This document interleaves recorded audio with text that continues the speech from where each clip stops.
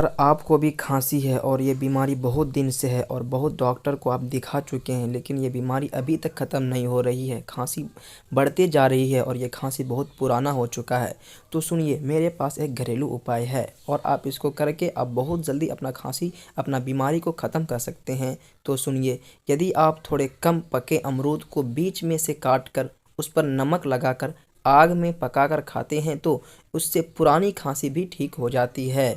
अगर ये वीडियो आपको अच्छी लगी है तो प्लीज़ मेरा वीडियो को शेयर करें और मेरा चैनल को सब्सक्राइब कर लें।